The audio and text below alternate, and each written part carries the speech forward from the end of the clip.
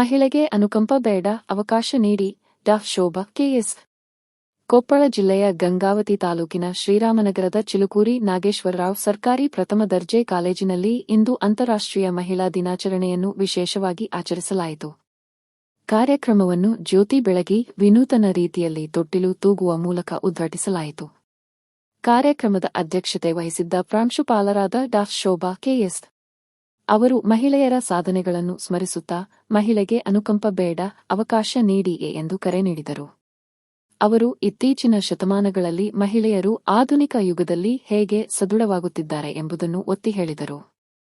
ಕಾರ್ಯಕ್ರಮದಲ್ಲಿ ಉಪಸ್ಥಿತರಿದ್ದ ವಾಣಿಜ್ಯ ಶಾಸ್ತ್ರ ವಿಭಾಗದ ಮುಖ್ಯಸ್ಥರಾದ ಪ್ರೊ. ಕರಿಗೂಳಿ ಮಾತನಾಡುತ್ತಾ ಮಹಿಳೆಯರು ಸರ್ವ ರಂಗಗಳಲ್ಲಿ ಸಮಾನತೆ ಪಡೆಯಬೇಕು.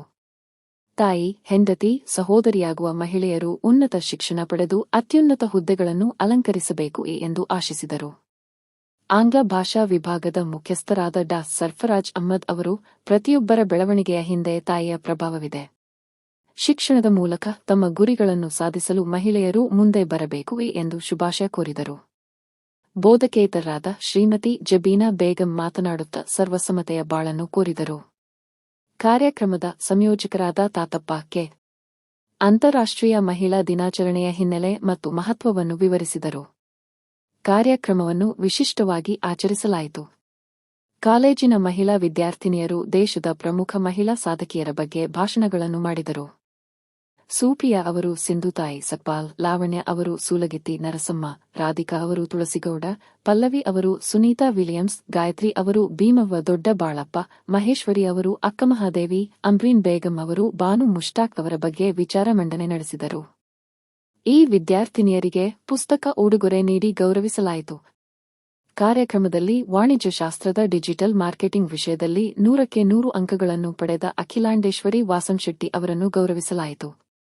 ಇತ್ತೀಚೆಗೆ ಆಂಧ್ರಪ್ರದೇಶದ ದ್ರಾವಿಡಿಯನ್ ವಿಶ್ವವಿದ್ಯಾಲಯದಿಂದ ಡಾಕ್ಟರೇಟ್ ಪದವಿ ಪಡೆದ ಪ್ರಾಂಶುಪಾಲರಾದ ಡಾ. ಶೋಭಾ ಕೆ.ಎಸ್. ಅವರು ಮತ್ತು ಮಹಿಳಾ ಸಿಬ್ಬಂದಿಯಾದ ಸಂಧ್ಯಾ, ಜಬೀನಾ ಬೇಗಂ, ಶಾಂತಮ್ಮ, ಸಾವಿತ್ರಮ್ಮ ಅವರನ್ನು ಸನ್ಮಾನಿಸಲಾಯಿತು. ಕಾರ್ಯಕ್ರಮದಲ್ಲಿ ಪ್ರಾಧ್ಯಾಪಕರಾದ ರವಿಕುಮಾರ್, ವಿರೂಪಾಕ್ಷ, ಶಂಕರಪ್ಪ, ಶಶಿಕುಮಾರ್, ವೆಂಕಟರಾಜು, ಪೀರಾವಲಿ, ದೇವರಾಜ್, ಪರಶುರಾಮ್, ಈಶಪ್ಪ ಮೇಟಿ, ದುರ್ಗಾಕೃಷ್ಣ ಅವರು ಉಪಸ್ಥಿತರಿದ್ದರು.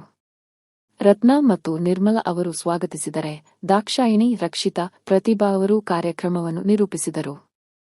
ಕಾಲೇಜಿನ ಸಮಸ್ತ ವಿದ್ಯಾರ್ಥಿ ಬಳಗ ಉಪಸ್ಥಿತರಿದ್ದು ಕಾರ್ಯಕ್ರಮವನ್ನು ಯಶಸ್ವಿಯಾಗಿ ನಡೆಸಲು ಸಹಕರಿಸಿದರು.